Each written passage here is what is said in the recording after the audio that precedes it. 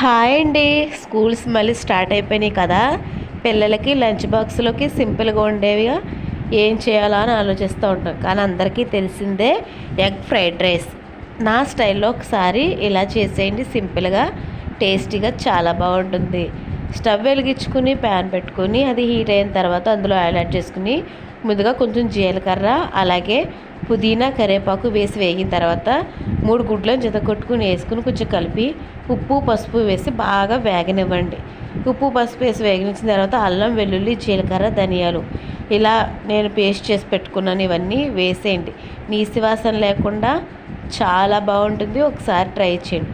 ఇప్పుడు అది వేగిన తర్వాత కారం వేసుకోండి, అంటే పిల్లలు తినే కారాన్ని బట్టి కారం అనేది యాడ్ చేసుకోండి. ఇప్పుడు బాగా వేగనివ్వాలి. చూసారా, నురుగులా వస్తుంది. నురుగంతా పోయేలాగా బాగా వేగనిచ్చిన తర్వాత ఇప్పుడు రైస్ తీసి పెట్టుకుని మనం అందులో వేసుకుని కొంచెం కొంచెంగా స్లోగా కలుపుకుంటూ ఉండాలి. అడుగు గరిట కింద నుంచి పెట్టి కలిపితే చూసారా, ఈ విధంగా బాగా వేగిన తర్వాత ఇప్పుడు లాస్ట్లో కొత్తిమీర యాడ్ చేసుకొని దింపేసుకుంటే సూపర్గా ఉంటుంది. పిల్లలు పెద్దలు అందరూ ఇష్టంగా తింటారు. నచ్చితే లైక్ చేయండి, షేర్ చేయండి, సబ్స్క్రైబ్ చేయండి.